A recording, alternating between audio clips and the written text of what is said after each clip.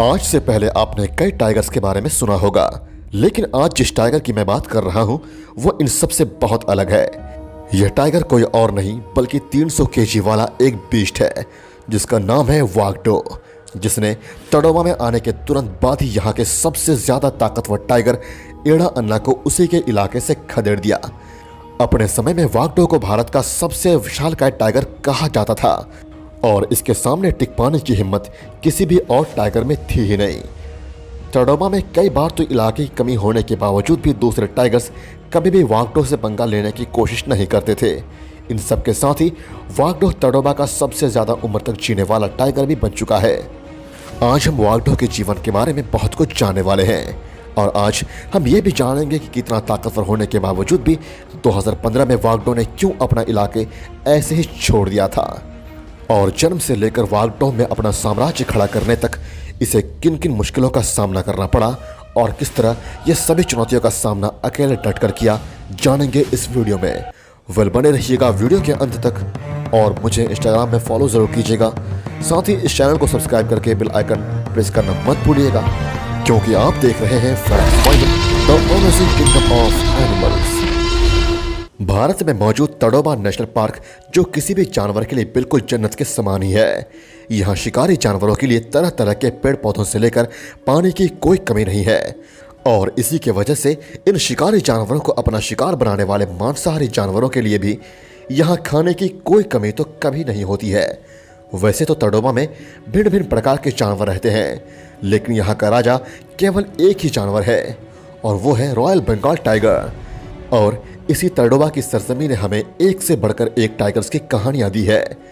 Kingdom of वॉरफेयर्स के नाम से मशहूर तडोबा जहां के टाइगर्स को अपने इलाके में राज कायम रख पाने के लिए हर समय एक से एक बढ़कर चुनौतियों का सामना करना पड़ता है। और दोस्तों, मैंने किंगडम ऑफ वॉरफेयर्स पे एक वीडियो ऑलरेडी बनाई है और उसकी लिंक मैंने डिस्क्रिप्शन में दे दी है। इस वीडियो के बाद उसे जरूर देखिएगा कि किस तरह एक टाइगर दूसरे टाइगर को हराता है, फिर कोई दूसरा टाइगर उस टाइगर को हराता है और ये सिलसिला तडोबा में चलता ही रहता है। अगर बात करें तडोबा नेशनल पार्क की तो हम सभी जानते हैं कि जिस टाइगर ने इलाके पे अपना कब्जा बना रखा है वहीं पे कुछ ही अंतराल पर कोई दूसरा टाइगर आके उससे वो इलाका छीनने की कोशिश करता है और कई बार उसमें उसे कामयाबी मिल भी जाती है। इसलिए एक और जहाँ कई इलाकों में टाइगर्स 10 सालों तक भी राज करते हैं तो वहीं तडोबा रेंज जहाँ पर 12 महीने पानी और शिकार की कोई कमी नहीं होती है।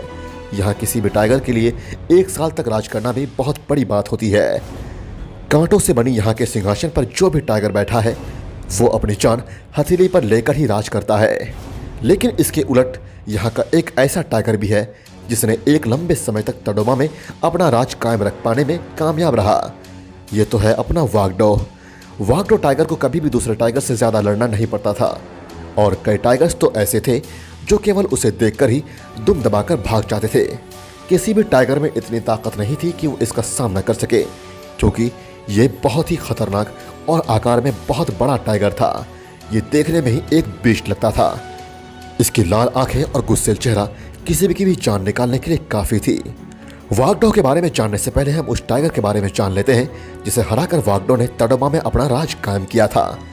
यह टाइगर कोई और नहीं बल्कि एड़ा अन्ना, जो साल 2005 में ही तडोबा में आ गया था। इस वक्त तक तडोबा को बहुत कम ही लोग जानते थे, इसीलिए इसके शुरुआती पलों को बेहद कम ही लोग जानते हैं। बाद में देखते देखते एड़ा अन्ना बहुत ताकतवर होता गया और फिर उसने एक एक करके तडोबा के बहुत सारे इलाकों को अपने कब्जे में कर लिया। एड़ा अन्ना को बहुत से लोग मोहरली रेंज की लीजेंडरी टाइगर सुल्तान का बेटा मानते थे।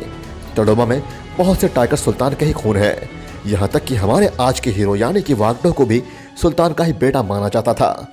इसका मतलब वागडो ने अपने ही बड़े भाई को उसके इलाके से खदेड़ दिया था। ऐसा माना जाता है एड़ा अन्ना ने साल 2005 से लेकर 2010 या 2011 तक तडोबा पे अपना राज कायम रखा था और इसी बीच वागडो, जो कि उसका अपना भाई भी हो सकता है, वो तडोबा में आ गया। अगर तडोबा में वागडो की जगह पर कोई और दूसरा टाइगर आया होता तो शायद वह कुछ ही दिनों का मेहमान होता और वह किसी तरह छुप छुपाकर वहां के करंट रूलर यानी कि एड़ा अन्ना से बचकर अपनी जान बचाए रखता। लेकिन वागडो तो कुछ अलग ही था।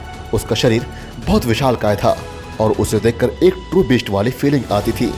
अपनी ताकत का अंदाजा वागडो को भी अच्छे से था और इसीलिए पार्क में आने के बाद ही उसने एड़ा अन्ना के साथ युद्ध का ऐलान कर दिया और लगातार कुछ ही अंतराल में वो एड़ा अन्ना पे हमला कर दिया करता था। कई दिनों तक इनकी ये लड़ाई यूं ही चलती रही, लेकिन आखिर में वाग्डो के विशालकाय शरीर और बेहिसाब ताकत के सामने एड़ा अन्ना टिक नहीं सका और उसे अपना इलाका छोड़कर भागना ही पड़ा। इलाके पे अपनी जीत कायम करने के बाद वाग्डो जोर जोर से दहाड़ा करता था और उसकी दहाड़ से पूरा जंगल कांप उठता था और सबको लगता था कि तड़ोबा में एक नया रूलर आया है और इसके सामने कोई भी टिक नहीं पाएगा। अब यहाँ से वाग्डो ने तड़ोबा के सबसे बड़े इलाके पे अपना राज कायम कर लिया। इस समय तड़ोबा में क्या पूरे भारत में वाग्डो के लेवल का कोई भी टाइगर मौजूद नहीं था और ये भारत का सबसे ताकतवर और विशालकाय टाइगर बन चुका था। आगे जाके तड़ोबा में इसका डर इस कदर दूसरे सभी टाइगर्स के मन में बैठ गया कि कोई भी टाइगर वाग्डो के इलाके में आने की हिम्मत बिल्कुल नहीं करता था। तड़ोबा के सबसे बड़े इलाके में अपना राज कायम करने की वजह से अब तड़ोबा की सबसे स्मार्ट टाइगर्स भी वाग्डो के पार्टनर बन चुकी थी। इस टाइगर्स का नाम था माधुरी और वाग्डो भले ही एक बीस्ट की तरह दिखता हो, लेकिन उसका दिल बहुत नरम था और वो माधुरी को बहुत ज्यादा स्नेह देता था। दोनों को कई बार साथ में ही देखा जाता था। इस दौरान देखते ही देखते वाग्डो का इलाका और बड़ा होता गया और अब उसके इलाके में एक तो नहीं बल्कि 8 टाइगरेस मौजूद थी। लेकिन इन सब के बाद भी वाग्डो के दिल के सबसे करीब सिर्फ और सिर्फ माधुरी ही थी। वैसे वाग्डो का एक और नाम भी था जिसे हम स्कारफेस कहते थे। दरअसल इस नाम के पीछे की बात यह है कि एक बार ये शिकार करने गया था और तब शिकार के दौरान इसने अपने चेहरे को बुरी तरह से चोटिल कर लिया था, जिसकी वजह से इसके चेहरे पे एक स्कार आ गया और इसका नाम स्कारफेस पड़ गया था। आगे माधुरी और वाग्डो के बच्चे भी हुए। इनमें से सबसे फेमस बच्चे थे 4 टाइगरेस, जिसे हम सब टेलिया गैंग के नाम से जानते हैं और मैंने इस पे भी एक वीडियो ऑलरेडी बना रखी है, उसकी लिंक मैं डिस्क्रिप्शन में दे दूंगा। दोस्तों, कमाल की बात तो यह थी कि यहाँ वाग्डो भी, जिसे हम स्कारफेस के नाम से जानते हैं, अपनी 4 बच्चों का ख्याल रखते हुए नजर आता था और ये वाकई में काफ़ी यूनिक सीन होता है कि कोई मेल टाइगर इसी तरह से अपने बच्चों का ख्याल रखे। वैसे ये वही 4 बहनें थी जिस पर टाइगरेस ब्लड नाम की एक डॉक्यूमेंट्री भी बनाई गई है। टेलिया गैंग में मौजूद 4 टाइगरेस सोनम, गीता, मोना और लारा एक साथ मिलकर शिकार करने लगे थे, जिससे पूरे जंगल में इनका एक अलग ही खौफ था। वाग्डो इसके बाद भी अपने इलाके पर राज करता रहा।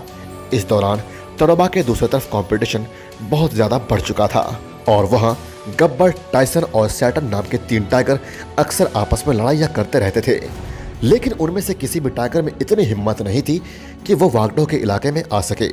ऐसा तो किसी को भी नहीं लग रहा था कि इस वक्त तक कोई भी वाग्डो को चुनौती देने की हिम्मत रखता है। लेकिन आगे जाकर साल 2015 में तड़ोबा में एक मिस्टीरियस टाइगर की एंट्री हुई। यह टाइगर देखने में बहुत ज्यादा ही विशालकाय था और अब इसे देखकर ऐसा लगने लगा था कि हो ना हो यह तड़ोबा के किसी न किसी इलाके पे कब्जा तो जरूर ही करेगा। इस टाइगर का नाम था बजरंग और उसने वो किया जिसका उम्मीद किसी ने भी नहीं किया था, क्योंकि किसी ने भी यह नहीं सोचा था कि बजरंग नए इलाके की तलाश में वाग्डो के इलाके में जा सकता है। लेकिन बजरंग तो न केवल वाग्डो के इलाके में गया, बल्कि उसने तो वाग्डो की चुनौती भी दे डाली। वाग्डो भी यह देखकर हैरान था कि आखिर उसे कैसे कोई टाइगर चुनौती दे सकता है। इसी दौरान टेलिया गैंग के सभी सदस्य बड़े हो गए थे, जिसके बाद माधुरी ने मोहराली रेंज के इलाका छोड़कर कहीं और जाने का मन बना लिया। यहाँ पर एक बहुत ही अजीब बात हुई। वाग्डो ने भी अपने प्यार माधुरी के पीछे पीछे जाने का फैसला किया और उसने अपना विशालकाय साम्राज्य को लगभग बिना लड़े ही छोड़ दिया, जिसके बाद तो ये पूरा साम्राज्य खाली हो गया। बजरंग, जो कि बहुत शक्तिशाली टाइगर था, अब वाग्डो की गद्दी उसी ने ले ली। अगर वाग्डो माधुरी के पीछे पीछे अपने इलाके को छोड़कर नहीं गया होता तो शायद हमें तड़ोबा के इतिहास की सबसे बड़ी लड़ाई देखने मिलती, जो लगातार कई महीनों तक भी चल सकती थी। खैर, इसके बाद आगे वाग्डो को कई बार तड़ोबा के किनारे पर देखा जाता था। साल 2017 में भी वाग्डो को पार्क के बफर जोन में ही देखा जाता था और गर्मी के दिनों में वाग्डो अपना ज्यादातर समय वही पास के एक झील में आराम करके ही बिताया करता था। वैसे वाग्डो का एक बेटा भी है जो उसी की तरह एक विशालकाय शरीर का मालिक है। शिवा नाम के इस टाइगर को अपने पिता का साम्राज्य तो नहीं मिला, लेकिन तब भी इसने तड़ोबा के इलाके पे अपना राज कायम कर ही लिया है।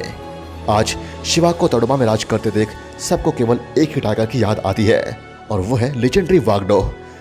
वाग्डो जो कि अब 15 या 17 साल या उससे ज्यादा भी हो सकती है और अभी ये तड़ोबा में सबसे ज्यादा उम्र तक जिंदा रहने वाला टाइगर भी बन चुका है। किसी भी टाइगर के लिए इतने सालों तक जी पाना नामुमकिन होता है, लेकिन वागडो तो सच में एक बहुत ही खास टाइगर है जो आज तक तड़ोबा के बफर जोन में अपने मौजूदगी का एहसास करवाता ही रहता है। वागडो एक राजा था और हमेशा ही रहेगा। दोस्तों, यह थी कहानी इंडिया के सबसे बड़े टाइगर वागडो की। वीडियो अच्छी लगी तो लाइक ज़रूर कीजिएगा और कमेंट करके मुझे यह बताइए कि क्या आप टाइगर बजरंग की कहानी देखना चाहते हैं। अगर चाहते हैं तो मुझे #बजरंग लिख के कमेंट में ज़रूर बताइए। दोस्तों, आप लोग से मैं एक बात कहना चाह रहा हूं कि आप में से बहुत ऐसे लोग हैं जिसने चैनल को सब्सक्राइब तो किया है लेकिन नोटिफिकेशन बेल ऑन नहीं किया है। इससे आप लोगों को शायद टाइम पे नोटिफिकेशन नहीं मिलती है। इसलिए मैं आप लोग से रिक्वेस्ट करता हूं कि अगर आपने सब्सक्राइब नहीं किया है तो सब्सक्राइब कीजिए और नोटिफिकेशन बेल को ऑन कीजिए, ताकि मैं जब भी कोई नई वीडियो डालूँ तो उसकी नोटिफिकेशन आपको सबसे पहले मिल सके। Thank you so much guys.